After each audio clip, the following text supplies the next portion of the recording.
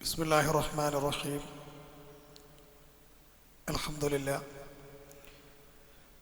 അൽഹംദുലില്ലാഹി റബ്ബിൽ ആലമീൻ. വസ്സലാത്തു വസ്സലാമു അലാ റസൂലിഹിൽ അമീൻ വഅലാ ആലിഹി വസ്സഹ്ബിഹി വമൻ വാലാ. അമ്മാ ബഅദ്. സ്നേഹമുള്ള സഹോദരന്മാരെ, സഹോദരികളെ, സത്യവിശ്വാസികളെ,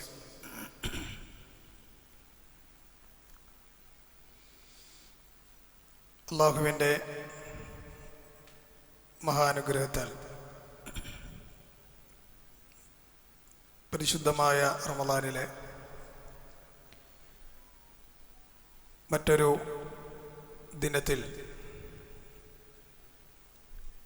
അല്ലാഹുവിൻ്റെ മാർഗത്തിൽ ഒരുമിച്ചിരിക്കാൻ അല്ലാഹു നമുക്ക് മഹത്തായൊരവസരത്തെ അനുകൂലമാക്കി തന്നിരിക്കുകയാണ്. നമ്മുടെ ഇരുത്തത്തെ, സംസാരത്തെ അനുകൂലമാക്കിയ അല്ലാഹുവിനെ സ്തുതിക്കുകയാണ്. അൽഹംദുലില്ലാഹ്. അല്ലാഹു നമ്മുടെ ഈ ഇരുത്തത്തെ, സംസാരത്തെ നമ്മളിൽ നിന്ന് പൂർണ്ണാർത്ഥത്തിൽ ഒരു സൽക്കർമ്മമായി കബൂലാക്കുമാറാവട്ടെ.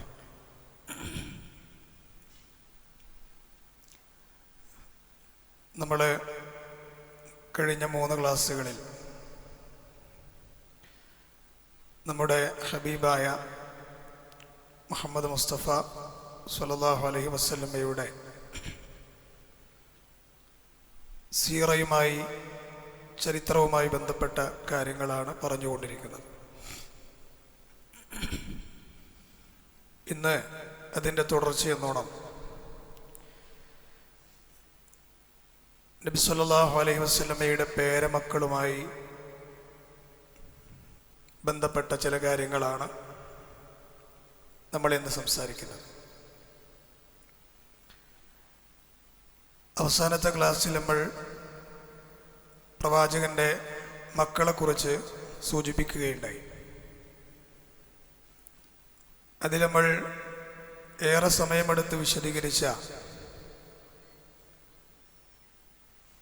നമ്മുടെ പ്രവാചകന്റെ മകളായിരുന്നു സൈനബ് റളിയല്ലാഹു അൻഹ.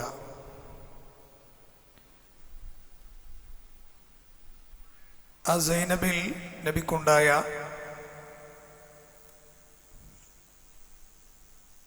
മക്കളാണ് ഉമാമ ബിൻത് അബില്ലാസ് റളിയല്ലാഹു അൻഹ,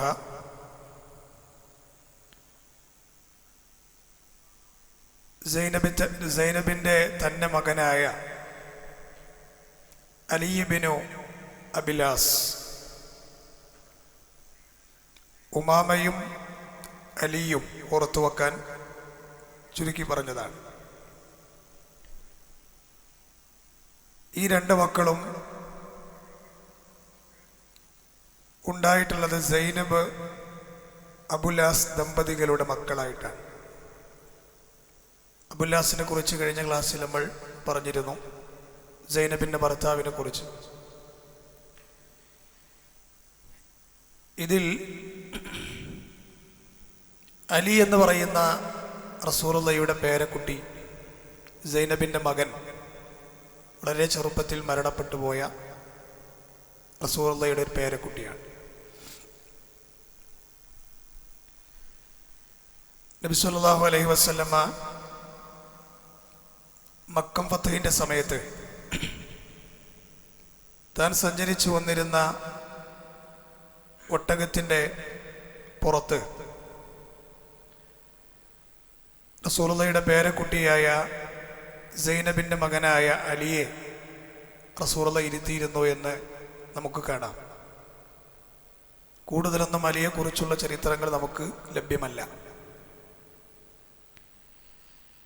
സൈനബിൽ തന്നെ ഉണ്ടായ മറ്റൊരു റസൂലുള്ളാഹിയുടെ പേരക്കുട്ടിയാണ്, സൈനബിന്റെ മകളാണ് ഉമാമ. അല്ലാഹുവിൻ്റെ റസൂൽ ഇവരെ എടുത്ത് നമസ്കരിച്ചിട്ടുണ്ട് എന്ന് ചരിത്രത്തിൽ നമുക്ക് കാണാം. നമസ്കരിക്കുമ്പോൾ എടുത്ത് നമസ്കരിച്ചിട്ടുണ്ട്. സഹാബികൾ പറയുകയാണ്, ഞങ്ങളൊരു ളുഹർ നമസ്കാരത്തിന് വേണ്ടി പള്ളിയിലെത്തി, മദീന പള്ളിയിലെത്തി, അല്ലെങ്കിൽ ഒരു അസർ നമസ്കാരത്തിന്. ബിലാൽ റളിയല്ലാഹു അൻഹു നബിയെ വീട്ടിൽ ചെന്ന് വിളിക്കുകയാണ് നമസ്കാരത്തിന് വേണ്ടി.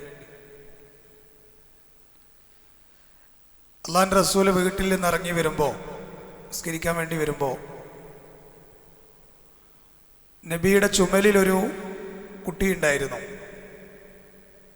ആ കുട്ടിയെ എടുത്തുകൊണ്ടാണ് പള്ളിയിലേക്ക് വരുന്നത്. ആ കുട്ടിയായിരുന്നു ഉമാമ റളിയല്ലാഹു അൻഹ.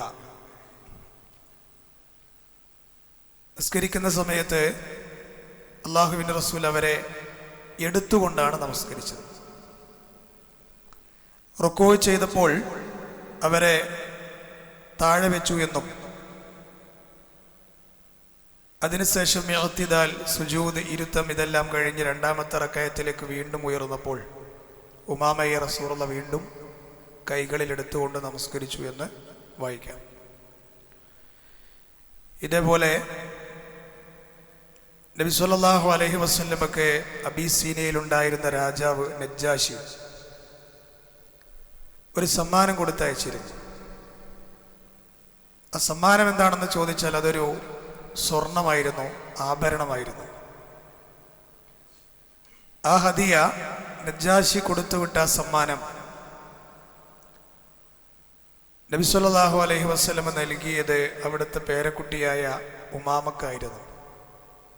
എന്നിട്ട് ഉമാമയോട് റസൂലുള്ളാഹി പറഞ്ഞു, തഹല്ലൈ ബിഹാദ, മോളെ, ഈ ആഭരണം നീ ചൂടുക, ധരിക്കുക എന്നവരോട് പറയുകയുണ്ടായി. ഇവരുടെ ചരിത്രം, ഉമാമയുടെയും സഹോദരൻ അലിയുടെയും ചരിത്രം വായിക്കുമ്പോൾ കൂടുതലൊന്നും നമുക്ക് മറ്റു കാര്യങ്ങൾ ലഭ്യമല്ല എന്നുള്ളതാണ്. അള്ളാഹുവിൻ്റെ റസൂലിൻ്റെ മറ്റൊരു പേരക്കുട്ടിയാണ് അബ്ദുള്ള. ഈ അബ്ദുള്ള എന്ന് പറയുന്ന കുട്ടി ഉണ്ടായിട്ടുള്ളത് ഉസ്മാൻ റുഖിയ ദമ്പതികളിലാണ്. നമ്മൾ അവരെക്കുറിച്ച് കഴിഞ്ഞ ക്ലാസ്സിൽ പറഞ്ഞിട്ടുണ്ട്. ലൂത്ത് നബിക്ക് ശേഷം കുടുംബസമേതം ഹിജറ പോയ ദമ്പതികളാണ് ഉസ്മാനും റുഖിയയും. ഇവർക്ക് അല്ലാഹു നൽകിയ മകനായിരുന്നു റസൂലുള്ളാഹിയുടെ പേരക്കുട്ടിയാണ് അബ്ദുള്ള. അതുകൊണ്ട് തന്നെ ഉസ്മാൻ റളിയല്ലാഹു അൻഹുവിനെ ചരിത്രത്തിൽ വിളിച്ചിരുന്ന പേര് തന്നെ അബു അബ്ദില്ല എന്ന പേരിലാണ്, അബ്ദുള്ളയുടെ പിതാവ് എന്ന പേരിലാണ്. അതിലേറ്റവും ശ്രദ്ധേയമായി വന്നൊരു ചരിത്രമാണ് ഹുദൈബിയ സന്ധി. ഇസ്ലാമിലെ മാഗ്ന കാർട്ട എന്നറിയപ്പെടുന്ന ഒരു സന്ധിയായിരുന്നു ഹുദൈബിയ സന്ധി. ആ ഹുദൈബിയ സന്ധി വേളയിൽ മക്കയിലേക്ക് മുസ്ലിങ്ങളുടെ അംബാസഡറായി നബി പറഞ്ഞയച്ചത് ഉസ്മാനിനെയാണ്. നമ്മൾ പറഞ്ഞിട്ടുണ്ടായിരുന്നു, 1400 സഹാബികളെ കൂട്ടിയിട്ടാണ് മദീനയിൽ നിന്ന് മക്കയിലേക്ക് റസൂലുള്ളാഹി ഉംറക്ക് വന്നത്. പക്ഷെ മക്കക്കാരായ ആളുകൾ ഹുദൈബിയ എന്ന് പറയുന്ന സ്ഥലത്ത് വെച്ച് നമ്മുടെ പ്രവാചകനെയും സഹാബികളെയും തടഞ്ഞു വെച്ചുകൊണ്ട് പറഞ്ഞു, നിങ്ങൾക്ക് മക്കയിൽ വന്ന് ഉംറ ചെയ്യാൻ ഞങ്ങൾ സമ്മതിക്കില്ല. പക്ഷെ അള്ളാഹുവിൻ്റെ റസൂലിൻ്റെ സഫീറായ, അംബാസഡറായ ഉസ്മാനിനെ മക്കയിലേക്ക് റസൂലുള്ളാഹി പറഞ്ഞയച്ചു. മക്കയിലേക്ക് ഉസ്മാൻ റളിയല്ലാഹു അൻഹു വന്ന സമയത്ത് മറ്റുള്ള മുസ്ലിമീങ്ങളോട് പെരുമാറുന്ന പോലെയല്ല ഉസ്മാനിനോട് ശത്രുക്കൾ പെരുമാറിയത്. വളരെ ആദരവോടെ, ബഹുമാനത്തോടെയാണ് ഹബീബായ പ്രവാചകന്റെ സഫീറായ, മരുമകൻ കൂടിയായ, ഇസ്ലാമിലെ 3ാമത്തെ ഖലീഫയായ ഉസ്മാൻ റളിയല്ലാഹു അൻഹു മക്കക്കാർ സ്വീകരിച്ചത്. മക്കക്കാർ അദ്ദേഹത്തെ സ്വീകരിച്ചത് ഒരു പേര് വിളിച്ചുകൊണ്ടാണ്, അഹ്ലൻ അബാ അബ്ദില്ല, അഹ്ലൻ അബാ അബ്ദില്ല, അബ്ദുള്ളയുടെ പിതാവേ താങ്കൾക്ക് സ്വാഗതം. അതായത് ഉസ്മാൻ റളിയല്ലാഹു അൻഹു മകന്റെ പേരാണ് അബ്ദുള്ള. മക്കക്കാർ അദ്ദേഹത്തെ വിളിച്ച പേരാണ് അബാ അബ്ദില്ല എന്നുള്ളത്. അവരദ്ദേഹത്തോട് പറഞ്ഞത്, നിങ്ങൾക്ക് വേണമെങ്കിൽ കഅബ തവാഫ് ചെയ്യാം, നിങ്ങൾക്ക് വേണമെങ്കിൽ സഫാ മർവക്കിടയിൽ സഅയ് ചെയ്യാം, നിങ്ങൾക്ക് വേണമെങ്കിൽ മഖാം ഇബ്രാഹിമിൻ്റെ പിന്നിൽ നമസ്കരിക്കാം, പക്ഷേ നിങ്ങളുടെ കൂടെ വന്ന നിങ്ങളുടെ നേതാവിനെയും മറ്റനുയായികളെയും ഞങ്ങൾ സമ്മതിക്കില്ല എന്നാണ് പറഞ്ഞത്. പക്ഷെ ഉസ്മാൻ റളിയല്ലാഹു അൻഹു പറഞ്ഞത്, എൻ്റെ നേതാവിന് നിങ്ങൾ കൊടുക്കാത്ത അവസരം, എൻ്റെ കൂടെ പ്രവർത്തിക്കുന്ന എൻ്റെ കൂടെയുള്ള എൻ്റെ ആദർശ സഹോദരങ്ങൾക്ക് നിങ്ങൾ കൊടുക്കാത്ത അവസരം എനിക്ക് വേണ്ട എന്നാണ്. അത്രത്തോളം ആദരവ് മക്കക്കാർ കൊടുത്തിട്ടും അദ്ദേഹം കൂടെയുള്ള ആദർശ നേതാവിന് കൊടുക്കാത്ത അവസരം വേണ്ട എന്ന് വെച്ച ആളാണ് ഉസ്മാൻ റളിയല്ലാഹു അൻഹു. ഞാനിത് പറഞ്ഞത്, ഉസ്മാൻ റളിയല്ലാഹു അൻഹുവിനെ മക്കക്കാർ വിളിച്ച പേര് അബാ അബ്ദില്ല എന്നാണ്, അബ്ദുള്ളയുടെ പിതാവേ. അപ്പൊ അത് എന്താണ് വിളിക്കാൻ കാരണം? റുഖിയ ഉസ്മാൻ ദമ്പതികൾക്കുണ്ടായ മകനാണ് അബ്ദുള്ള, റസൂലുള്ളാഹിയുടെ പേരക്കുട്ടിയാണ്. ഈ കുട്ടി കൂടുതലൊന്നും ജീവിച്ചിരുന്നിട്ടില്ല എന്നാണ് ചരിത്രം വായിക്കുമ്പോൾ നമുക്ക് മനസ്സിലാകുന്നത്. ഈ കുട്ടിയുടെ മുഖത്ത് വന്ന് ഒരു ചൂട്ടുള്ള കോഴി വന്ന് കൊത്തുകയും അതൊരു വലിയ മുറിയാവുകയും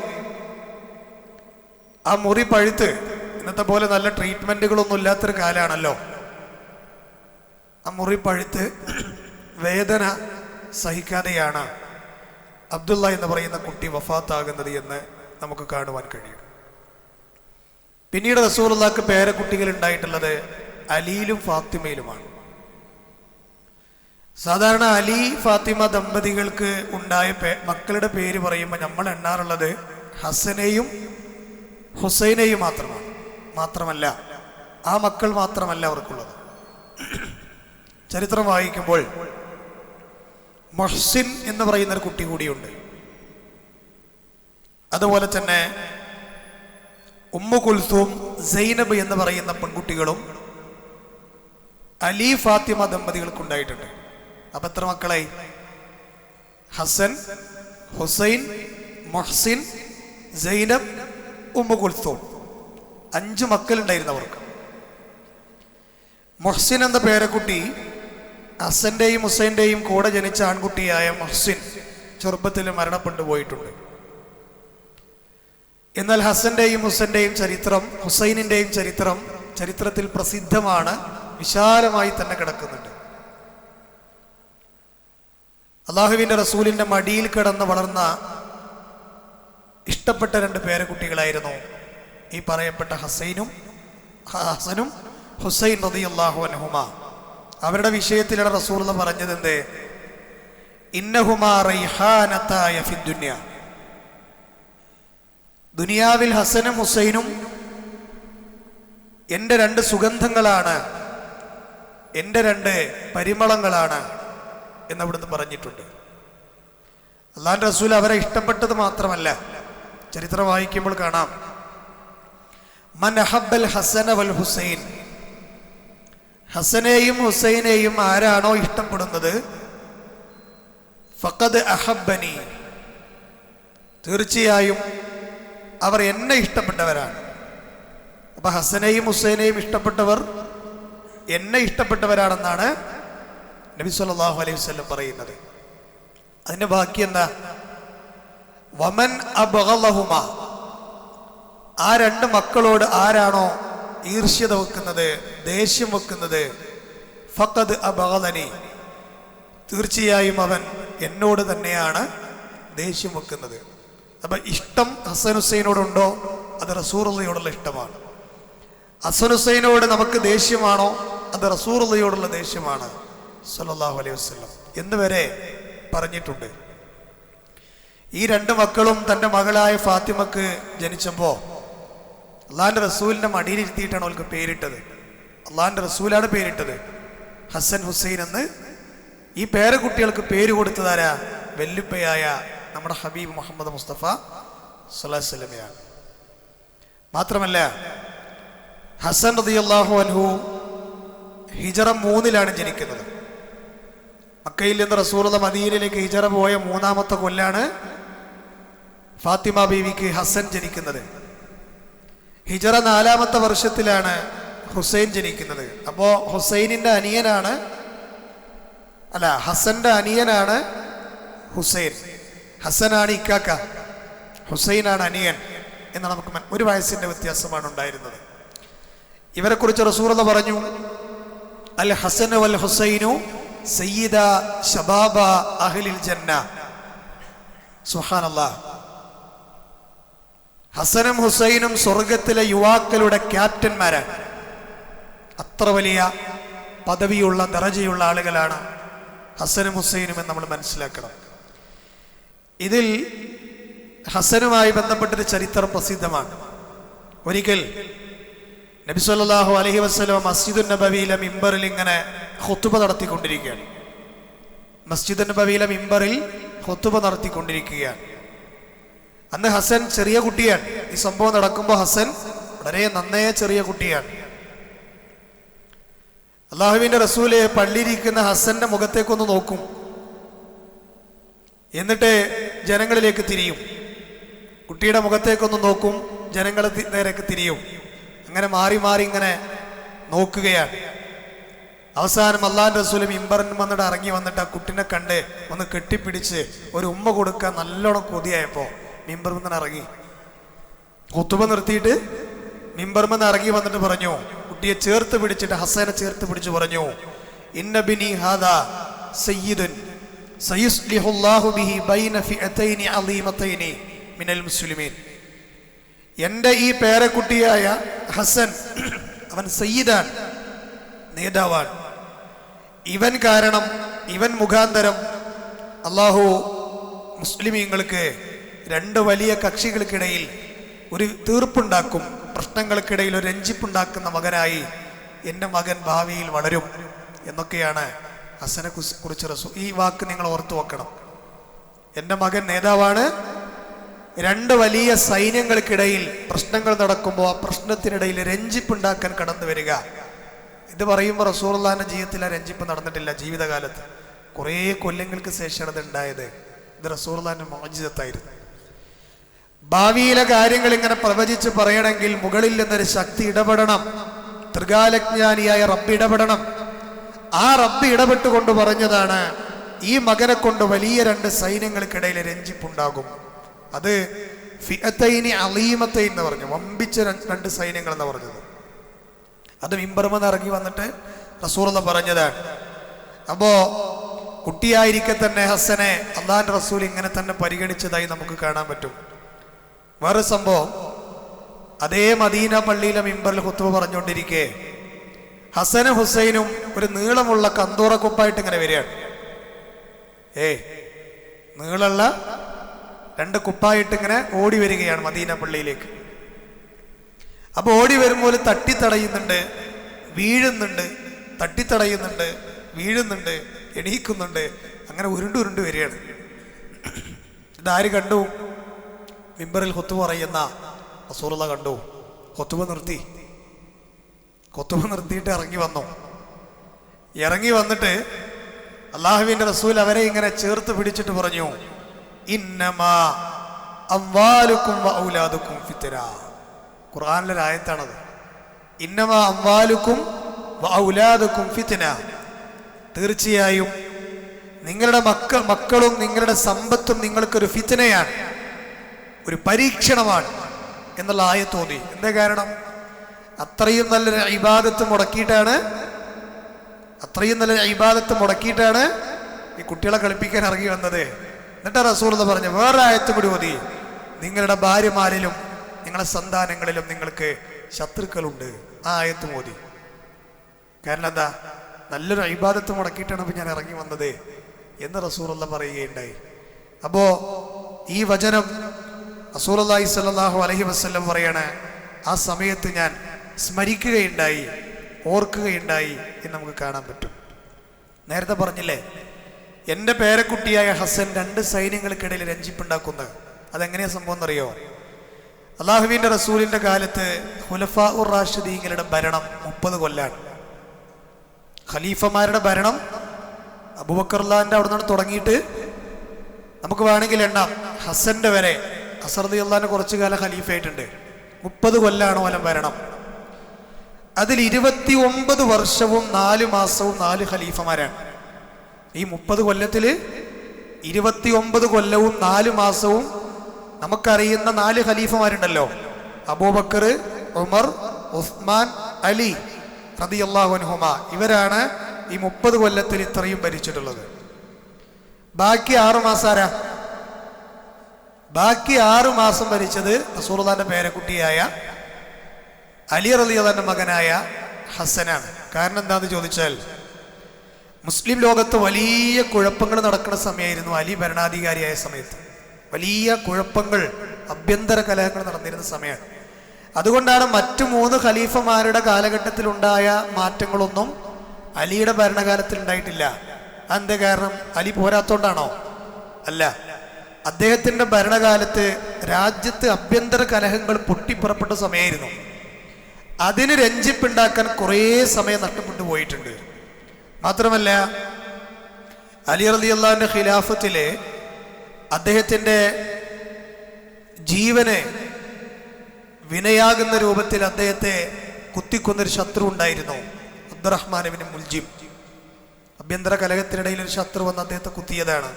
അതും സുബഹിക്ക് പള്ളിയിൽ പോണ സമയത്ത് കുത്തിന്ന് പറയാൻ പാടില്ല, അദ്ദേഹത്തിന്റെ തലയിലേക്ക് വാളുകൊണ്ട് വെട്ടിയതാണ്. അലി റളിയല്ലാഹുവിന്റെ സ്വഭാവമുണ്ട്, സുബഹിക്ക് എണീറ്റ ഒറ്റക്ക് കയ്യും വീശിയിട്ടല്ല പള്ളിയിൽ പോവാ. പോണ വഴിക്ക് ആരൊക്കെ വീട് കണ്ടോ ആ വീട്ടുകാരൊക്കെ ഉണർത്തിയിട്ട് പോകുള്ളൂ. അതുപോലെ പ്രയാസപ്പെടുത്തിയല്ല, സുബഹിസ്കരിക്കാതെ കടന്നുറങ്ങാൻ പറ്റില്ല. അത് ഈ കൂട്ടത്തിൽ ആരെങ്കിലൊക്കെ ഉണ്ട്, മനസ്സിലാക്കിക്കൊള്ളി. സുബഹിക്ക് പള്ളിയിൽ പോകാത്ത ആരെങ്കിലും ഉണ്ടെങ്കിൽ നമ്മളത് നിർത്തണം. എത്രയും പെട്ടെന്ന് സജീവമായിട്ട് അള്ളാന്റെ പള്ളിയിലേക്ക് സുബഹിക്ക് എത്തണം. പരിസരത്ത് എവിടെയാണോ പള്ളി അവിടെ എത്തണം കേട്ടോ. അങ്ങനെ പോണ വഴിക്കാണ് മഹാനായ അലിക്ക് വെട്ട് കിട്ടിയത്. അദ്ദേഹത്തിന്റെ തലച്ചോറ് വരെ പുറത്തു പോകുന്നു എന്നൊക്കെ കാണാൻ പറ്റും. അദ്ദേഹം മരിച്ച ഉടനെ ആ ഖിലാഫത്തിന്റെ കസേരയിലേക്ക് പിന്നീട് കയറിയതാരാണ്? മഹാനായ ഹസൻ റളിയല്ലാഹു അൻഹു ആണ്. 6 മാസം അദ്ദേഹം ഭരിച്ചിട്ടുണ്ട്. അങ്ങനെയാണ് 30 വർഷം ഖിലാഫത്തിന്റെ ഭരണകാലയളവ് എന്ന് പറയാൻ കാരണം. അപ്പൊ അദ്ദേഹം ഭരിച്ചുകൊണ്ടിരിക്കുന്ന കാലത്ത്, ഈ ഹസന്റെ കാലത്ത് സിറിയക്കാരൊക്കെ ഒരു ഭാഗത്തായിരുന്നു, ഷാമുകാര് മറ്റൊരു ഭാഗത്തായിരുന്നു, ഇറാഖുകാരും ഹിജാസുകാരും വേറൊരു ഭാഗത്തായിരുന്നു. ഇങ്ങനെ പല ടീമുകളായിട്ടായിരുന്നു ആ കാലഘട്ടത്തിൽ അറബികൾ ഉണ്ടായിരുന്നത്. അതിലൊരു വലിയ വിഭാഗം ആളുകൾ ഹസൻ റളിയല്ലാഹുവിനെ മാത്രം 90% എന്ന് വേണമെങ്കിൽ പറയാം, ഹസൻ റളിയല്ലാഹുവിനെ അനുകൂലിക്കുന്നവരായിരുന്നു. അദ്ദേഹത്തിന്റെ ഖിലാഫത്തിന് ബൈഅത്ത് ചെയ്ത ആളുകളായിരുന്നു. എന്നാൽ സിറിയക്കാരായ ആളുകൾ ഒരിക്കലും അദ്ദേഹത്തിന് ബൈഅത്ത് ചെയ്തില്ല. അവർ വിഘടിച്ചു നിന്നു. അവർ പ്രശ്നക്കാരായിട്ട് നിൽക്കുകയാണ്. അവരെന്ത് ചെയ്തു? അമവി ഭരണകർത്താവായ അമവികളെ മാത്രമേ ഞങ്ങൾ അംഗീകരിക്കൂ, ഈ ഹസന്റെ ടീമിനെ ഞങ്ങൾ അംഗീകരിക്കൂല എന്ന് പറഞ്ഞ് മാറിയുന്ന ആളുകളാണ് ആര്? ഈ പറയപ്പെട്ട സിറിയക്കാർ. അപ്പൊ അതുകൊണ്ട് എന്ത് ചെയ്തു? ഈ ഞാൻ കാരണം ഒരു പ്രശ്നം വേണ്ട എന്ന് വിചാരിച്ച് 2 കാര്യങ്ങൾ കൊണ്ടാണ് അദ്ദേഹം പദവി ഒഴിഞ്ഞത്. അദ്ദേഹം ഖിലാഫത്ത് സ്ഥാനം എല്ലാം ഒഴിഞ്ഞു കൊടുക്കുകയാണ്. ആർക്കാണ് ആ ഖിലാഫത്ത് സ്ഥാനം കൊടുത്തു തന്നിട്ട്? മഹാനായ മുആവിയക്കാണ്. ഈ ചരിത്രം പല ആൾക്കാരും പഠിക്കലില്ല. ചില ആൾക്കാർ വിചാരിച്ചത് ഹുസൈൻ റളിയല്ലാഹുവിനെ, ഹസൻ റളിയല്ലാഹുവിനൊക്കെ ചതിച്ച് ഭരണം തട്ടിയെടുത്ത കള്ളനാണ് മുആവിയ എന്നൊക്കെ ചില വിഡ്ഢികളായ അല്പജ്ഞാനികളായ ആളുകൾ പറയാറുണ്ട്. സ്വർഗം കൊണ്ട് സന്തോഷ വാർത്ത അറിയിച്ച സഹാബിയാണ് മുആവിയ. അറിയോ? ആ മുആവിയ ഭരണത്തിലേക്ക് വന്നത് ആരുടെ ഇജാസത്ത് കൊണ്ടാണ്? ആരുടെ അനുവാദം കൊണ്ടാ? ഹസന്റെ അനുവാദം കൊണ്ടാ. ഹസൻ റളിയല്ലാഹു എന്തിനു മാറിക്കൊടുത്തത്? അദ്ദേഹം മാറിയില്ല എങ്കിൽ സിറിയക്കാർ പ്രശ്നം ഉണ്ടാക്കും. സിറിയക്കാർ പ്രശ്നം ഉണ്ടാക്കിയാൽ ബഹുഭൂരിഭാഗം ഹസനെ അനുകൂലിക്കുന്ന ആളുകൾ എന്ത് ചെയ്യും? സിറിയക്കാർക്കെതിരെ യുദ്ധം ചെയ്യും, അവിടെ രക്തം ചിന്തും. എന്നാൽ ഹസൻ മാറിക്കൊടുത്താൽ ഹസനെ അനുകൂലിക്കുന്ന ആളുകളൊക്കെ അത് അംഗീകരിക്കും. അപ്പൊ സിറിയക്കാർക്ക് പ്രശ്നം ഉണ്ടാവില്ല.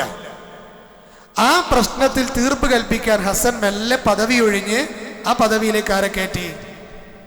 മുആവിയയെ കയറ്റി. അമവി ഭരണാധികാരിയായ മുആവിയയെ കയറ്റി. അപ്പോ ഹസൻ റളിയല്ലാഹുവിനെ അനുകൂലിക്കുന്ന ആളുകളെ ഹസൻ പറഞ്ഞപ്പോ മുആവിയ അംഗീകരിച്ചു. സിറിയക്കാർക്ക് മുആവിയാണെങ്കിൽ കുഴപ്പമില്ല, അവരും അംഗീകരിച്ചു. അള്ളാഹുവിന്റെ റസൂൽ അന്ന് അവിടെ പറഞ്ഞ സംഗതി ഇന്ന് ഇവിടെ പുലർന്നു. എന്താ പറഞ്ഞിരുന്ന കുട്ടിയായ സമയത്ത്? രണ്ട് വലിയ സൈന്യങ്ങൾക്കിടയിൽ എൻ്റെ മോൻ തീർപ്പ് കൽപ്പിക്കും. ആ തീർപ്പ് കൽപ്പിച്ചത് റസൂലുള്ളാഹിന്റെ വഫാത്ത് കഴിഞ്ഞ് 30 കൊല്ലം കഴിഞ്ഞിട്ടാണ്. സുബ്ഹാനല്ലാഹ്. ഇസ്ലാം സത്യമാണ്, അത് ദൈവികമാണ്, അത് അജയ്യമാണ് എന്ന് നമുക്ക് സംശയിക്കണോ? അങ്ങനത്തെ 100 കണക്കിന് സംഭവങ്ങൾ നമുക്ക് കാണാൻ പറ്റും. എന്താ റസൂലുള്ളാഹി പറഞ്ഞിരുന്നത്? അറബികളുടെ തല മുഴുവൻ എൻ്റെ മകൻ ഏറ്റെടുക്കുന്നൊരു നേതാവാകുന്നൊരു കാലം വരും. രണ്ട് വലിയ സൈന്യങ്ങൾക്കിടയിൽ എൻ്റെ മകൻ തീർപ്പ് കൽപ്പിക്കും. ആ തീർപ്പാണ് നമുക്കിവിടെ കാണാൻ കഴിഞ്ഞത്. കേട്ടോ? ഇനി മാത്രമല്ല, ഈ വർഷം ആ ഐക്യം നടന്ന വർഷത്തിന്റെ പേര് തന്നെ ചരിത്രത്തിൽ കാണാം, ആമുൽ ജമാ. ഈ രണ്ട് സൈന്യത്തിനിടയിൽ തീർപ്പ് കൽപ്പിച്ച ഈ വർഷത്തിന്റെ പേര് തന്നെ സംഘമാക്കി ഒരുമിച്ച് നിർത്തിയ വർഷം എന്നുള്ള അർത്ഥത്തിലാണ് ആ പേര് വന്നത് എന്ന് നമുക്ക് കാണാൻ പറ്റും. കേട്ടോ? ഇനി മാത്രമല്ല, ഹുസൈൻ റളിയല്ലാഹു അൻഹുവിനെയും റസൂലുള്ളാഹി പ്രത്യേകം പരിഗണിച്ചിട്ടുണ്ട്. ഒരിക്കൽ നബി സല്ലല്ലാഹു അലൈഹി വസല്ലമ ഒരു ഭക്ഷണ സൽക്കാരത്തിന് വേണ്ടി ക്ഷണിക്കപ്പെട്ടു ഒരു വീട്ടിലേക്ക്. അപ്പൊ നബി സല്ലല്ലാഹു അലൈഹി വസല്ലമ സൽക്കാരത്തിന് പോയപ്പോൾ നബിയുടെ സഹാബികളൊക്കെ കൂടെ ഉണ്ട്. ആ സമയത്ത് ഹുസൈൻ റളിയല്ലാഹു അൻഹു കുട്ടികളെ കൂടെ ഇങ്ങനെ കളിച്ചുകൊണ്ടിരിക്കുകയാണ്, മരുഭൂമിയിൽ ഇങ്ങനെ കളിച്ചുകൊണ്ടിരിക്കുകയാണ്. അപ്പോ നബി സല്ലല്ലാഹു അലൈഹി വസല്ലം ഹുസൈനെ കണ്ടപാടെ ധൃതി പിടിച്ച കുട്ടിൻ്റെ അടുക്കിലേക്ക് പെട്ടെന്ന് ചെന്നോ. എന്നിട്ട് ഹുസൈൻ്റെ കൂടെ റസൂൽ അങ്ങനെ കുറച്ചു നേരം കളിക്കുകയാണ്. ഹുസൈൻ റളിയല്ലാഹുവിന്റെ കൂടെ റസൂൽ അങ്ങനെ കുറച്ചു നേരം കളിക്കുകയാണ്. അപ്പോൾ ഹുസൈൻ അങ്ങോട്ട് ഓടും, റസൂൽ പിന്നാലെ ഓടും. ഹുസൈൻ ഇങ്ങോട്ട് ഓടും, നബി ഇങ്ങോട്ട് ഓടും. അല്ലേ? നമ്മളൊക്കെ അങ്ങനെ ചെയ്യലുണ്ടോ നമ്മളെ കുട്ടികളുടെ? ഉണ്ടെങ്കിൽ ഉപ്പ എന്നുള്ള ഒരു പദവി എന്ന് പറയുന്നത് ശരിക്കും മക്കളുടെ കൂടെ കളിക്കേണ്ട പ്രായമാണ് ഈ 7 വയസ്സ് വരെ എന്ന് പറയുന്നത്. കേട്ടോ? അല്ലാഹുവിന്റെ റസൂൽ ഒരിക്കലേ അവിടുത്തെ വീട്ടിലെ ആന കളിച്ചിരുന്നു കുട്ടികളുടെ കൂടെ. റസൂലുള്ളാഹി ആനയാകും, കുട്ടികളെ അതിന്റെ പുറത്ത് കയറ്റിയിരുത്തും. ഇത് കണ്ടു വന്നൊരു സഹാബി പറഞ്ഞത് എന്താ? കുട്ടികളെ, നിങ്ങൾ എത്ര നല്ല വാഹനപ്പുറത്താണ് കയറിയിരിക്കുന്നത് എന്ന്. കേട്ടോ? അപ്പൊ ഇങ്ങനെ ആ ഒരു മസിലൊക്കെ പിടുത്തൊക്കെ വിട്ടിട്ട് കുട്ടികളെ കൂടെ ഒന്ന് കളിക്കാനും ചിരിക്കാനും, കുട്ടികളെ കൂടെ വന്ന് കുട്ടികളെ പോലെ ആവുക, പോലെ സംസാരിക്കുക, അതൊക്കെ ചെയ്യുന്ന ആളുകൾ തന്നെയാണ് നമ്മള്. പക്ഷെ നമ്മൾ ഹബീബായ പ്രവാചകന്റെ ജീവിതത്തിൽ അങ്ങനെ ഒരു മാതൃക കാണാം. കുട്ടികളെ കൂടെ അവിടുന്ന് ഓടിക്കളിച്ചിരുന്നു എന്നുള്ളതാണ്. മാത്രമല്ല, എന്നിട്ട് അല്ലാഹുവിന്റെ റസൂൽ ഹുസൈന്റെ പിന്നാലെ കൂടിയിട്ട് 2 കൈ കൊണ്ടാണ് കോരിയെടുത്തു. എന്നിട്ട് നബി പറഞ്ഞു, ഹുസൈനും മിന്നി, ഹുസൈൻ എന്നിൽ നിന്നുള്ളവനാണ്, വ അന മിൻ ഹുസൈൻ, ഞാൻ ഹുസൈനിൽ നിന്നുള്ളവനാണ് എന്ന് അല്ലാഹുവിന്റെ റസൂല് സഹാബികളൊക്കെ സാക്ഷി നിർത്തിയിട്ട് പറഞ്ഞതായിട്ട് നമുക്ക് കാണാൻ പറ്റും. ഈ ഹുസൈൻ റളിയല്ലാഹു മരിക്കണപ്പോഴാ പെട്ടെന്ന് ചുരുക്കിയാണ് ഞാൻ. അദ്ദേഹം മരിക്കേണ്ടത് ഹിജറ 61-ലാണ്. ഹിജറ 61-ൽ മുഹറം 10 ഒരു വെള്ളിയാഴ്ച കർബലയിലാണ് അദ്ദേഹം മരണപ്പെടുന്നത്. അന്ന് കർബലയിൽ അദ്ദേഹം വധിക്കപ്പെടുമ്പോൾ അദ്ദേഹത്തിന്റെ കൂടെ, അദ്ദേഹത്തെ ചതിയിലൂടെ കൊന്നതാണ്, അദ്ദേഹത്തിന്റെ കൂടെ ന്യൂനപക്ഷ മുസ്ലിമീങ്ങൾ മാത്രമേ ഉണ്ടായിരുന്നു എന്ന് നമുക്ക് കാണുവാൻ സാധിക്കും. അന്ന് കൂഫയിലെ അദ്ദേഹത്തിനെതിരെ പോരാടാൻ 5000-ത്തിലധികം ശത്രുക്കൾ ഉണ്ടായിരുന്നു എന്നൊക്കെ നമുക്ക് കാണാം. നബിയുടെ പേരക്കുട്ടിയായ ഹുസൈനെ കർബലയിൽ അതിക്രൂരമായിട്ടാണ് മരിച്ചത്. അദ്ദേഹത്തിന്റെ തല വേറെയിരുന്നു, ഉടൽ വേറെയായിരുന്നു. അവിടെയാണ് ഒരു ശത്രു ആ തല നോക്കിയിട്ട് പറഞ്ഞത്, അല്ലാഹുവിന്റെ റസൂലിന്റെ ശറഫാക്കപ്പെട്ട ചുണ്ടുകൾ കൊണ്ട് എത്രയോ ചുംബനങ്ങൾ ഏറ്റുവാങ്ങിയ മുഖമാണ് രക്തം പുരണ്ട് കിടക്കുന്നത് എന്നൊക്കെ ചരിത്രത്തിൽ പറഞ്ഞതായി നമുക്ക് കാണുവാൻ കഴിയും. ഇതിന്റെ പിന്നില് പ്രവർത്തിച്ച ആളുകൾ കൂഫക്കാരായ ഹുസൈൻ റളിയല്ലാഹുവിന്റെ പേരിൽ മുറവിളി കൂട്ടുന്ന ഇന്നത്തെ ഷിയാക്കളുടെ നേതാക്കന്മാരാണ്. ഷിയാക്കളായ ആളുകൾ ഇന്ന് കർബലയിൽ ഇപ്പോഴുമില്ലേ? അദ്ദേഹത്തിന്റെ ആ മരണം നടന്ന ദിവസം അവിടെ പ്രത്യേക ആചാരങ്ങൾ നടക്കലുണ്ട് കൂഫയില്. എന്താണ് അല്ലേ? ഇരുമ്പിന്റെ ഇരുതല മൂർച്ചയുള്ള കത്തി ചെങ്കലമ കെട്ടിയിട്ട് പുറത്തടിക്കുക, എന്നിട്ട് പൊളിഞ്ഞു പോരും. ആ അടി ഇത്ര എണ്ണം ഉണ്ടാവും, ആ എണ്ണം കഴിയോളം അടിക്കും. അവിടെ ആരാണോ വീട് മരിച്ചത്, ഹുസൈൻ റളിയല്ലാഹു ഷഹീദായതിന്റെ പദവി കിട്ടുന്ന പറയണത്. ഇല്ലാത്തപോലെ വേഗം ഹോസ്പിറ്റലിൽ കൊണ്ടുപോയിട്ട് തുന്നിക്കൂട്ടും ആ മുറിയൊക്കെ. വികൃതമായ ആചാരങ്ങൾ. ഹുസൈൻ റളിയല്ലാഹുവിന്റെ പിന്നിൽ ഇന്ന് പ്രവർത്തിക്കുന്ന ആളുകളുടെ നേതാക്കന്മാരായിരുന്നു അന്ന് അദ്ദേഹത്തിന് പാരപണിയുന്നത് എന്നൊക്കെ ചരിത്രകാരന്മാർ പറയുന്നതായി നമുക്ക് കാണുവാൻ കഴിയും. നോക്കൂ നിങ്ങള്, നബി സല്ലല്ലാഹു അലൈഹി വസല്ലം ജീവിച്ചിരിക്കുമ്പോൾ തന്നെ വഹയി കിട്ടിയിട്ടുണ്ട്, നിങ്ങളെ പേരക്കുട്ടി ഹുസൈൻ ഷഹീദാകുമെന്ന്. കേട്ടോ? നിങ്ങളെ പേരക്കുട്ടിയായ ഹുസൈൻ ഷഹീദാകുമെന്ന് നബി ജീവിച്ചിരിക്കുമ്പോൾ തന്നെ വഹി കിട്ടിയിട്ട് എന്താ തെളിവ്? അള്ളാന്റെ റസൂലിന്റെ അടുക്കിലേക്ക് ഒരു മലക്ക് വന്നു. ആ മലക്ക് വന്ന റസൂലുള്ളാഹിക്ക് മുഖം കാണിച്ചിട്ട് പറഞ്ഞു, ദാ നിങ്ങളുടെ പേരക്കുട്ടിയായ ഹുസൈൻ, ഈ മകൻ ഷഹീദാണ് നബിയെ. റസൂലെ ഒരുപാട് സ്നേഹിക്കുന്ന മക്കളാണ് അവർ അല്ലേ. ആ മകൻ ശത്രുക്കളെ കൈകൊണ്ട് മരിക്കുന്നാണ് ആര് പറയണത്? മലക്ക് മെസ്സേജ് കൊടുക്കണം, റബ്ബിങ്കിൽ നിന്നാണ് മെസ്സേജ് കൊടുക്കുന്നത്. നിങ്ങൾ ഉദ്ദേശിക്കുന്നുവെങ്കിൽ നബിയെ, നിങ്ങൾ ഉദ്ദേശിക്കുന്നുവെങ്കിൽ നിങ്ങളെ മകനായ ഈ ഹുസൈനെ കൊല്ലുന്ന ഭൂമിയിൽ നിന്നുള്ളൊരു ഒരു പിടി ചുവന്ന മണ്ണ് ഞാൻ നിങ്ങൾക്ക് വേണമെങ്കിൽ എത്തിച്ചു തരാമെന്ന് പറഞ്ഞത് ആ മലക്ക്. അല്ലാഹുവിന്റെ റസൂൽ അത് വിസമ്മതിച്ചു. ആ മണ്ണ് ഏതായിരുന്നു? കർബല, ഉഫയിലുള്ള കർബലയാണ്. ആ കർബലയിലുള്ള മണ്ണ് വേണമെങ്കിൽ, ചുവന്ന മണ്ണെന്ന മലക്ക് പറഞ്ഞത്, വേണമെങ്കിൽ ഞാൻ എത്തിച്ചു തരാമെന്ന് പറഞ്ഞു. ഇത് കേട്ട റസൂൽ ഒരുപാട് സമയം വേദനയിൽ, മുഖമ്ലാനതയിൽ, സങ്കടത്തിൽ കഴിച്ചുകൂട്ടി എന്നൊക്കെ നമുക്ക് കാണുവാൻ കഴിയും. ഉസൈർ റളിയല്ലാഹു അൻഹു ഷഹീദാകുമെന്നത് ജീവിച്ചിരിക്കുമ്പോൾ തന്നെ റസൂലുള്ളാഹിക്ക് വഹി കിട്ടിയ കാര്യമാണ് എന്ന് കൂടി എൻ്റെ പ്രിയപ്പെട്ടവർ മനസ്സിലാക്കണം കേട്ടോ. ശൈഖുൽ ഇസ്ലാം ഇബ്നു തൈമിയ്യ റഹ്മത്തുള്ളാഹി അലൈഹി പറയുന്നുണ്ട്, ഹുസൈനിനെയും സഹോദരൻ ഹസനെയും മറ്റ് സഹാബികൾക്ക് കിട്ടിയ നന്മ ചെയ്യാനുള്ള അവസരങ്ങൾ ഇവർക്ക് കിട്ടിയിട്ടില്ല. ശൈഖുൽ ഇസ്ലാം പറയാം, കാരണം മുൻഗാമികളായ സഹാബികൾക്ക് എന്ത് കിട്ടിയിട്ടുണ്ട്? ഹിജ്റ പോകാനും ഒരുപാട് യുദ്ധങ്ങളിൽ റസൂലുള്ളാഹിന്റെ കൂടെ പങ്കെടുക്കാനും അവസരം കിട്ടിയിട്ടുണ്ട്. പക്ഷെ ഇവർക്ക് കിട്ടിയിട്ടില്ല. പക്ഷെ അല്ലാഹു സുബ്ഹാനഹു വ തആല ഈ രണ്ടു പേർക്കും ആ മഹത്വങ്ങളിലേക്ക് എത്താൻ വേണ്ടി കൊടുത്തൊരു ആദരവാകാം ഷഹീദിന്റെ പദവിയായി ഈ അവസ്ഥ കൊടുത്തത് എന്ന് മഹാനായ അബുൽ അബ്ബാസ് ശൈഖുൽ ഇസ്ലാം ഇബ്നു തൈമിയ്യ റഹ്മത്തുള്ളാഹി അലൈഹി പറയുന്നതായി നമുക്ക് കാണുവാൻ കഴിയും കേട്ടോ. മാത്രമല്ല ഹിജ്റ 51-ൽ തൻ്റെ 58-ാമത്തെ വയസ്സിൽ മുഹറം 10-ന് ആശൂറ ദിവസം, വെള്ളിയാഴ്ച ദിവസം അദ്ദേഹം ഷഹീദാകുമ്പോൾ അള്ളാഹുവിൻ്റെ റസൂൽ അന്ന് വഹി കിട്ടിയത് അവിടെ പുലരുകയായിരുന്നു. ഇതുപോലെ നബിയുടെ പേരമക്കളിൽ പ്രസിദ്ധി ആർജിച്ച രണ്ടുപേരാണ് ഉമ്മു കുൽസൂമും സൈനബും. ഇവർ ആരുടെ മക്കളാ? നേരത്തെ പറഞ്ഞു, അലിയുടെയും ഫാത്തിമയുടെയും 5 മക്കളിൽ ഹസൻ, ഹുസൈൻ, മുഹ്സിൻ, ഉമ്മു കുൽസൂം, സൈനബ്. ഇനി നമുക്ക് റസൂലുള്ളാഹിന്റെ പേരക്കുട്ടികളായ ഉമ്മു കുൽസൂമിനെയും സൈനബിനെയും കുറിച്ച് 1-2 വാക്കുകൾ പെട്ടെന്ന് നമുക്ക് പറയാം. ഇവര് അള്ളാഹുവിൻ്റെ റസൂല് ജീവിച്ചിരിക്കുന്ന നാളിൽ തന്നെയാണ് ഇവരും ജനിച്ചിട്ടുള്ളത്. നബി വഫാത്താകുമ്പോഴൊക്കെ ഇവർ ചെറിയ കുട്ടികളാണ്, വളരെ ചെറിയ കുട്ടികളാണ്. ഉമ്മു കുൽസൂമിന്റെ ജീവിതത്തിൽ നടന്നൊരു സംഭവം നമുക്ക് കാണാം. ഉമ്മു കുൽസൂമിനെ വിവാഹം ആലോചിച്ച ഒരാളാണ് ആര്? ഉമർ റളിയല്ലാഹു അൻഹു. ഉമർ റളിയല്ലാഹു അൻഹു ഉമ്മു കുൽസൂമിനെ വിവാഹം ആലോചിച്ചിട്ടുണ്ട്. ഉമർ റളിയല്ലാഹു അൻഹു അലി റളിയല്ലാഹു അൻഹു ചെന്ന് ചോദിക്കുന്നുണ്ട്. അലി റളിയല്ലാഹുവിന്റെ മോളാണല്ലോ. എന്താ ചോദിച്ചേ? അൻകിഹിനീഹ, എനിക്ക് ഉമ്മു കുൽസൂമിനെ വിവാഹം ചെയ്തു തരുമോ? അന്തസ്സായിട്ട് തന്നെ ചോദിച്ചത്. ഇഷ്ടമാണെങ്കിൽ കേട്ടാം, ഇല്ലെങ്കിൽ വേണ്ട. അങ്ങനെ ഉമർ റളിയല്ലാഹു അൻഹു ചെന്ന് വിവാഹം ആലോചിച്ചു. അപ്പൊ അലി റളിയല്ലാഹു അൻഹു പറഞ്ഞ വാക്കെന്താ? ഇന്നി അർസുദുഹ ലി അബ്ദില്ലാഹി ഇബ്നു ജഅഫർ, ജഅഫറിന്റെ മകൻ അബ്ദുള്ളാഹ്ക്ക് വേണ്ടി എൻ്റെ മോളെ ഞാൻ തീരുമാനിച്ചു കഴിഞ്ഞു. ഇനി ചാൻസ് ഇല്ല ഉമറേ എന്നാ പറഞ്ഞു. ഉണ്ടാ ഉമർ റളിയല്ലാഹു അൻഹു എന്താ പറഞ്ഞേ? കല്യാണം ഞാൻ ഒരാൾക്ക് വേണ്ടി മാറ്റി വെച്ചിട്ടുണ്ട്. അബ്ദുല്ലാഹി ഇബ്നു ജഅഫറിന്റെ മകൻ അല്ലേ, ജഅഫറിന്റെ മകൻ അബ്ദുള്ളാഹ്ക്ക് വേണ്ടി എൻ്റെ മകളെ മാറ്റി വെച്ചിരിക്കുകയെന്ന് പറഞ്ഞു. ഈ അബ്ദുള്ള ആരാണ്? ജഅഫർ അള്ളാഹിന്റെ മകനാണ്.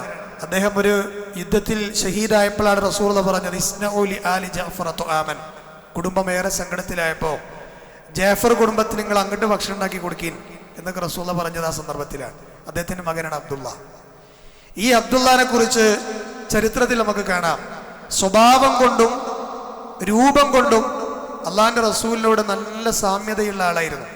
റസൂലുള്ളാഹിന്റെ സ്വഭാവം, അള്ളാഹുവിന്റെ റസൂലിന്റെ ശരീരം കണ്ടാൽ അങ്ങനെ തോന്നും റസൂലുള്ളാഹിന്റെ ഒരു പകർപ്പാണോ. അങ്ങനെ കാണാൻ ഭംഗിയുള്ള, സ്വഭാവം കൊണ്ടും ഭംഗിയുള്ള ആളായിരുന്നു അബ്ദുള്ള. ആ അബ്ദുള്ളക്ക് വേണ്ടിയാണ് സൈനബിനെ അലി വിവാഹം ആലോചിച്ച് വെച്ചത്. പക്ഷെ ഉമർ റളിയല്ലാഹു അൻഹു വീണ്ടും അഭ്യർത്ഥന ആവർത്തിക്കുകയാണ്. ഉമർ പറഞ്ഞു, അള്ളാഹിന്റെ റസൂൽ പറഞ്ഞിട്ടുണ്ട്, ആ ഹദീസിന്റെ അടിസ്ഥാനത്തിൽ അതിനെ പ്രാവർത്തികമാക്കാനാണ് അലി ഞാൻ നിങ്ങളോട് ആവർത്തിച്ചത് ചോദിക്കുന്നതെന്ന് ഉമർ പറഞ്ഞു. എന്താണ് ഹദീസ്? യൻഖതിഉ യൗമൽ ഖിയാമ കുല്ലു സബബിൻ വനസബിൻ ഇല്ലാ സബബി വനസബി. ഈ ഹദീസ് ഉള്ളത് കൊണ്ടാണ് ഞാൻ നിങ്ങളെ മകളെ ആവർത്തിച്ച് ചോദിക്കണമെന്ന് ഉമർ പറഞ്ഞത്. എന്താ അതിന്റെ അർത്ഥം? അന്ത്യനാളിൽ എല്ലാ ബന്ധങ്ങളും അറ്റുപോകും. അതിൻ്റെ അർത്ഥതാണ് എല്ലാ ബന്ധങ്ങളും അറ്റുപോകും. ഞാനുമായുള്ള ബന്ധമുള്ളവരും എൻ്റെ കുടുംബ ബന്ധവും ഒഴികെ എന്ന് റസൂലുള്ളാഹി പറഞ്ഞിട്ടുണ്ട്. അതുകൊണ്ട് നബി കുടുംബത്തോട് എനിക്കൊരു ബന്ധം ഉണ്ടാക്കാൻ വേണ്ടിയാണ് നബി കുടുംബക്കാരനായ നിങ്ങളുടെ മകളെ ഞാൻ കല്യാണം കഴിക്കാൻ ആഗ്രഹിക്കുന്നത് എന്ന് ഉമർ റളിയല്ലാഹു അൻഹു ആവർത്തിച്ച് ചോദിക്കുകയാണ്. അതുകൊണ്ട് അലി, ഈ തിരുമൊഴിയാണ് നിങ്ങളെ മകളെ വീണ്ടും വീണ്ടും വിവാഹം അന്വേഷിക്കാൻ എന്നെ പ്രേരിതനാക്കുന്നത് എന്ന് ഉമർ പറയുകയുണ്ടായി. ഈ ഹദീസ് കേട്ടപ്പോൾ അലി പറഞ്ഞെന്താ? എങ്കിൽ നിങ്ങൾ എൻ്റെ മകൾ ഉമ്മു കുൽസൂമിനെ ഒന്ന് കാണണം. ഈ അബ്ദുള്ള ആരെന്നറിയോ? നബി കുടുംബാണ്. അതായത് വിവാഹം അന്വേഷിക്കാൻ വേണ്ടി മാറ്റി വെച്ചില്ലേ? ജാഫറിന്റെ മകൻ അബ്ദുള്ളക്ക് വേണ്ടി എൻ്റെ മകളെ ഞാൻ മാറ്റി വെച്ചിരിക്കാന്ന് പറഞ്ഞില്ലേ? ഈ ജാഫർ ആരാ? റസൂലുള്ളാഹിന്റെ പിതൃവ്യനാണ്. ആ പിതൃവ്യന്റെ മകനാണ് ആര്? അബ്ദുള്ള. അതുകൊണ്ട് അവർ ഓൾറെഡി ആരാണ്? നബി കുടുംബമാണ്. ഉമറുല്ലാഹി നബി കുടുംബാണോ? അല്ല. അപ്പൊ നബി കുടുംബവുമായിട്ടൊരു കണക്ഷൻ ഉണ്ടാകാൻ വേണ്ടിയിട്ടാണ് നിങ്ങളെ മോളെ ഞാൻ കല്യാണം കഴിക്കുന്നത്. തരാൻ പറ്റുമോ എന്ന് വീണ്ടും ചോദിച്ചു. അപ്പൊ അലി റളിയല്ലാഹു അൻഹു പറഞ്ഞു, എങ്കിൽ എൻ്റെ മകൾ ഉമ്മു കുൽസൂമിനെ നിങ്ങളൊന്ന് കാണണം എന്ന് പറഞ്ഞു. അത് ഇസ്ലാമിന്റെ നിയമാണ്, പെണ്ണ് കാണുക എന്നുള്ളത്. അതിങ്ങനെ ഫോട്ടോ അയച്ചിട്ടല്ല കാണേണ്ടത്, മുഖാന്തരം തന്നെ കാണണം. ഫോട്ടോ അയച്ചാൽ ഏത് പെണ്ണും കാണാൻ നല്ല ചുരുക്കുണ്ടാവും. ചിലപ്പോൾ നേരിൽ കാണുമ്പോഴായിരിക്കും ചിലപ്പോൾ തലയിറങ്ങി വീഴുക. അങ്ങനത്തെ അവസ്ഥ ഉണ്ടാകാതിരിക്കാൻ എന്താ പറഞ്ഞത്? നബി നേരിൽ കണ്ട് പെണ്ണ് കാണാൻ പറഞ്ഞിട്ടുണ്ട്, നല്ലോണം കാണാൻ പറഞ്ഞിട്ടുണ്ട്, നല്ലോണം അന്വേഷിക്കാൻ പറഞ്ഞിട്ടുണ്ട്. കാരണം ജീവിതത്തിലേക്ക് വരാനുള്ള ആളാ.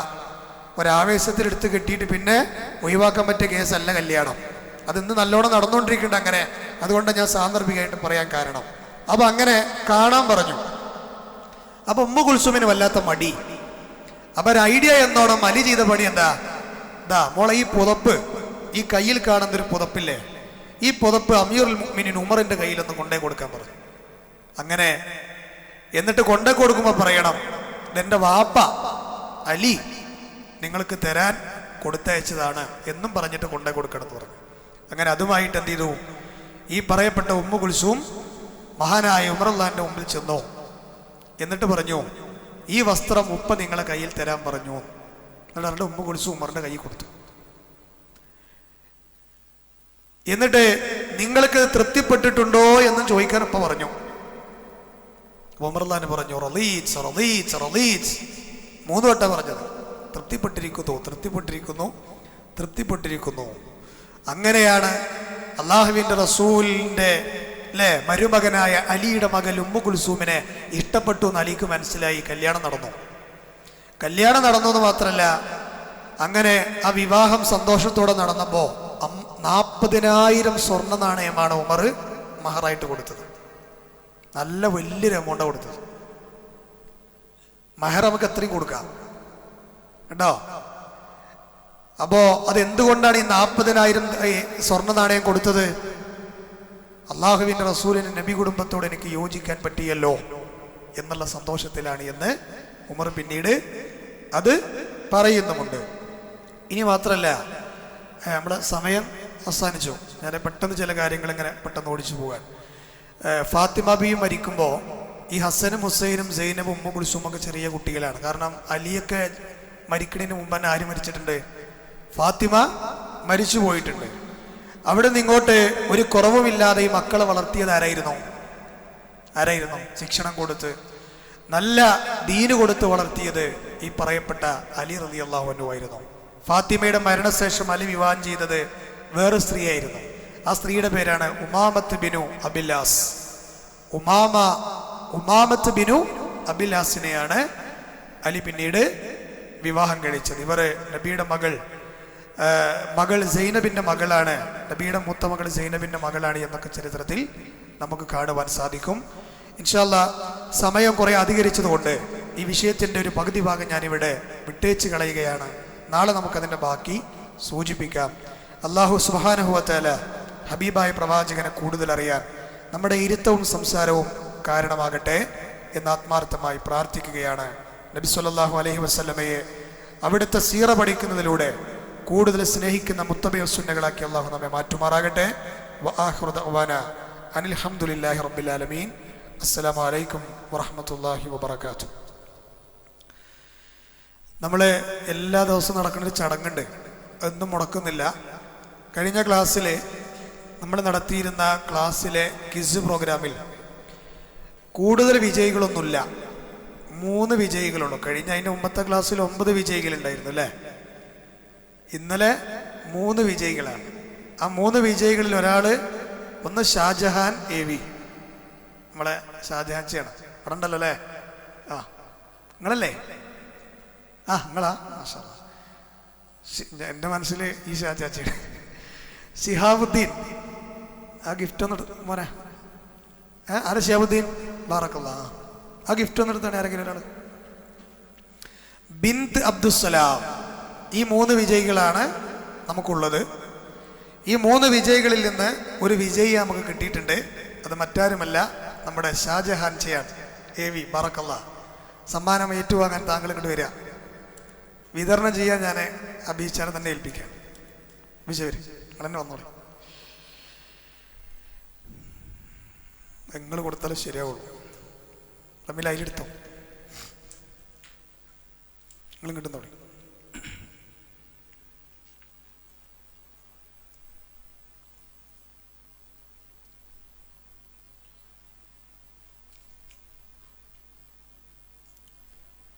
ഓക്കെ അല്ലേ? എന്നാലേ അടുത്ത 5 ചോദ്യങ്ങൾ പെട്ടെന്ന്. ആ കടലാസൊന്ന് ബക്കറ്റില്ല അവിടെ? എല്ലാവർക്കും ഒന്ന് കിട്ടിയാ? എല്ലാവർക്കും കൊടുക്കും, എല്ലാവർക്കും കൊടുക്കും. ആ സൈഡിൽ കിട്ടിയ സഹോദരിമാരെ ഭാഗത്ത് ശ്രദ്ധിക്കുക, എല്ലാവർക്കും കിട്ടിയെന്ന് ഉറപ്പ് വരുത്തുക.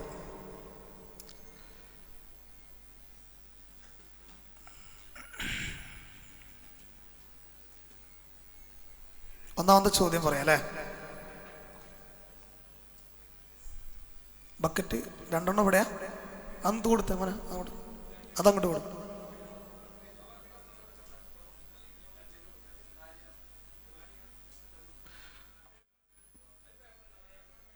പേപ്പർ ഉണ്ടെങ്കിൽ കൊടുക്കണം മോനെ. ആ കുഴപ്പമില്ല, ബക്കറ്റ് കൊടുത്താൽ മതി. അതാണ് കൊടുത്തോ.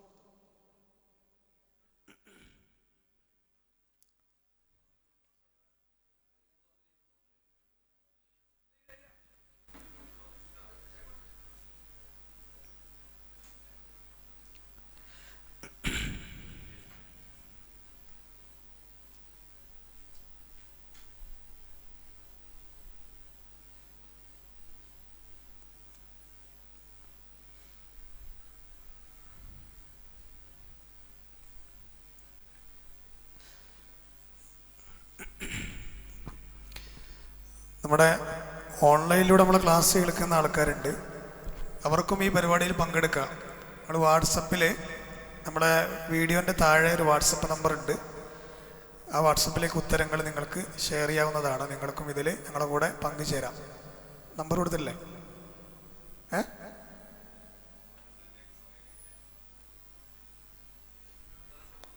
ആ ഉത്തരം സ്പോട്ടിൽ തന്നെ കിട്ടണം. 10 മിനിറ്റ് ഉണ്ടല്ലേ? ഓക്കെ, അപ്പോൾ അവിടെ കഴിഞ്ഞു വിചാരിക്കാം. നമുക്ക് സ്ത്രീകളെ ഭാഗത്ത് വിതരണം കഴിഞ്ഞു വിചാരിക്കുക. ഒന്നാമത്തെ ചോദ്യം, നിങ്ങളുടെ ഈ മകൻ ഷഹീദാണ്.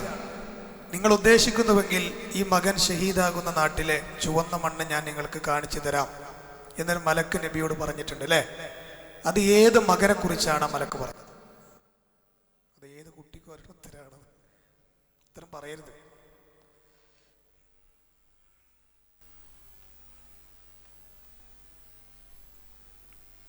നിങ്ങളുടെ ഈ മകൻ ഷഹീദാണ്. നിങ്ങൾ ഉദ്ദേശിക്കുന്നുവെങ്കിൽ ഈ മകൻ ഷഹീദാകുന്ന നാട്ടിലെ ചുവന്ന മണ്ണ് ഞാൻ കാണിച്ചു തരാം. ഇത് റസൂലുള്ളാഹിന്റെ ഒരു പേരക്കുട്ടിയെ കുറിച്ച് പറഞ്ഞതാണ് ഒരു മലക്ക്. ആ പേരക്കുട്ടിയുടെ പേരാണ് എഴുതേണ്ടത്. രണ്ടാമത്തെ ചോദ്യം, ഫാത്തിമയുടെ മരണശേഷം അലി വിവാഹം ചെയ്തത് ആരെയാണ്? നമ്മളിപ്പോൾ അവസാനത്തിൽ പറഞ്ഞു. ഫാത്തിമയുടെ മരണശേഷം അലി വിവാഹം ചെയ്തത് ആരെയാണ്?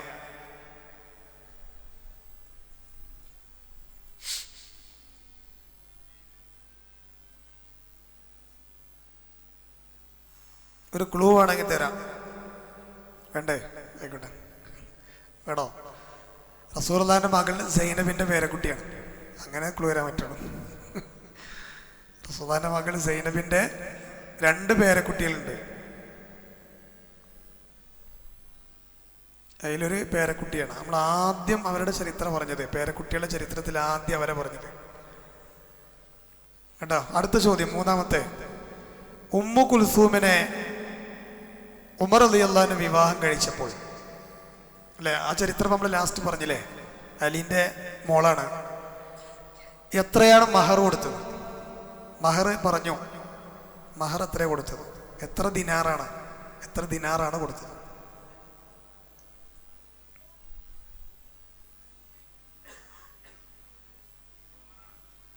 പൂജ്യത്തിന്റെ എണ്ണം തെറ്റരുത്.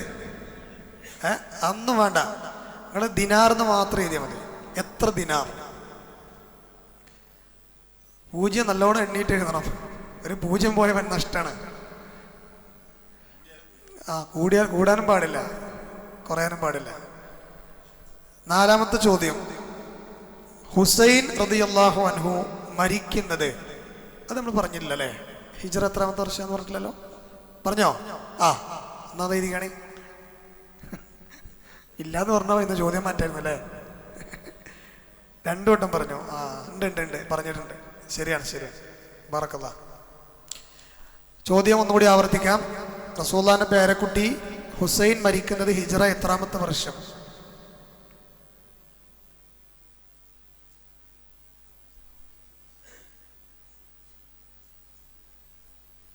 അവസാനത്തെ ചോദ്യം, ഹുദൈബിയ സന്ധി വേളയിൽ നബിയുടെ സഫീറായി മക്കയിലേക്ക് പറഞ്ഞയച്ച, അംബാസഡറായി പറഞ്ഞയച്ച സഹാബിയാരാണ്? അതറിയില്ല എന്ന് പറഞ്ഞാൽ പിന്നെ ഒരു കഥയില്ല, വളരെ ഈസിയാണ്. ഹുദൈബിയ സന്ധിയിലെ നബി മക്കയിലേക്ക് അംബാസഡറായി പറഞ്ഞയച്ചൊരു സഹാബി ഉണ്ട്, മക്കക്കാരുമായിട്ട് സംസാരിക്കാൻ. അദ്ദേഹത്തിന്റെ ചരിത്രം നമ്മൾ ആദ്യം പറഞ്ഞു. ഇതാണ് ഇന്നത്തെ ചോദ്യങ്ങൾ. പേരെഴുതിയിട്ട് ഒരു ബക്കറ്റ് ഇങ്ങനെ വരും, അതിക്ക് കളക്ട് ചെയ്യാം.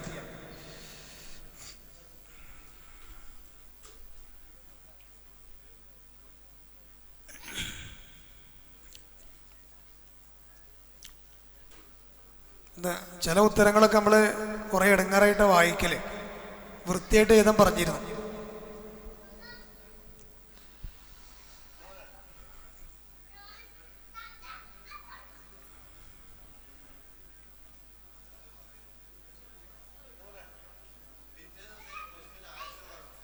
പറയണല്ലേ?